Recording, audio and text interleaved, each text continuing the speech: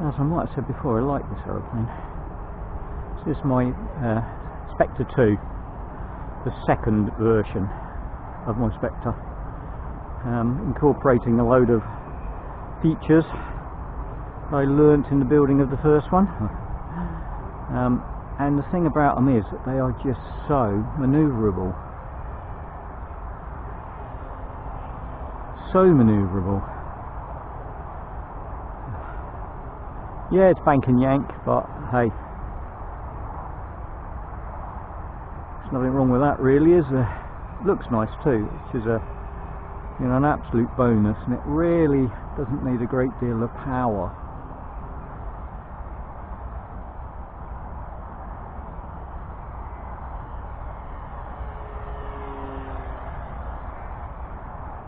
Don't crash blobs. Yep. Added bonus is it's not a high demand, and so it can use some of the older batteries that I've got that are not really fit for anything else. Yeah, that was nearly a disaster. Should probably have tried that a little bit higher and into wind. Whoa. Yeah, you can see that I've not flown for a bit. Probably want to put that in high rates.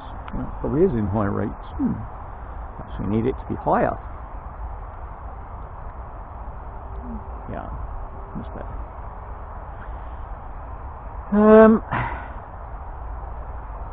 Yes, as you can see, the sky is clearing, but only at one end, and there is another bank of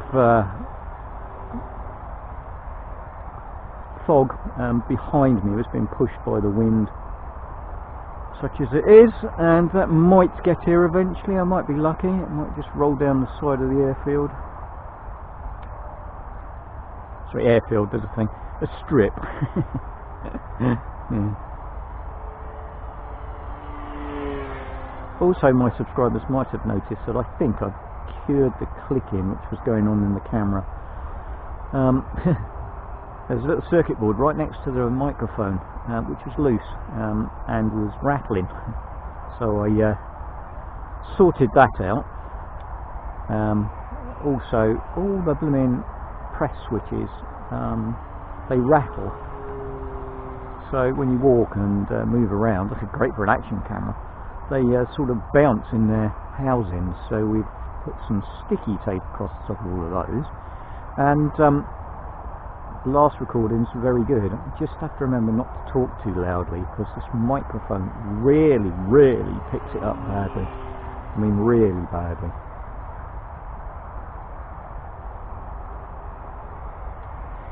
So yeah, Spectre, really easy build. This one's utilising the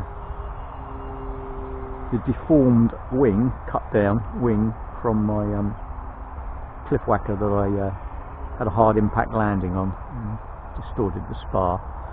But it's basically just a tubular construction to house the battery. I've used Andrew Newton's slide-in battery tray principle with a nice bone nose, so if you do hit the ground a little bit hard, the nose takes most of the damage.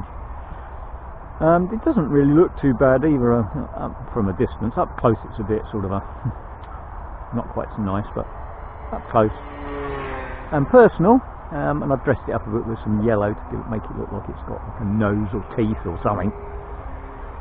A couple of going spare carbon fibre tubes, and of course a horizontal stabiliser, vertical stabilisers, but no rudder.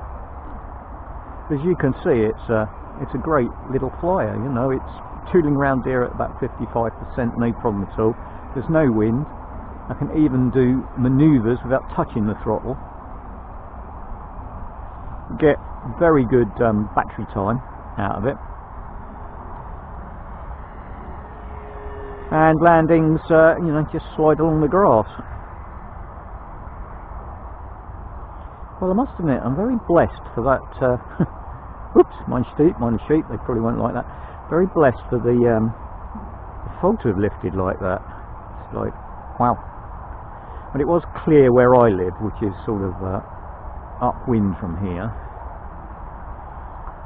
so I was hopeful that it would blow through. So I guess 30 years experience in the Royal Air Force as aircrew does help a little bit with trying to figure out what the weather's going to do. But I can remember many days sitting in the crew and watching the fog, waiting for it to clear. Oh, there we go. And that is a very nice way to start flying again after a short break. Very relaxing, beautiful aeroplane. Thanks to IB Crazy, he was the one that produced the Spectre and was responsible for my first build, and I loved it so much I had to get another one. Now, because you could easily FPV with one of these, easily, or something very similar. One of these days I'll do some FPV. It's finding someone to come with you, isn't it? Right then. Yep, not that hard. Well, what a great start. Fantastic. Yeah, and it's foam and tape, so although it's very wet here today, it won't do it any damage. Depron's not quite so susceptible as foam board anyway, but I tend to tape all my surfaces. Throttle cut.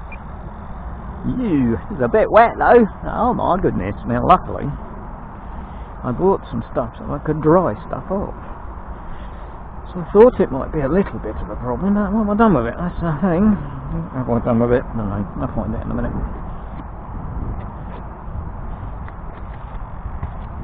Yuck.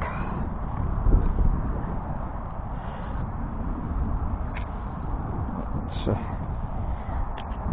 bit of a performance here this morning with the moisture content.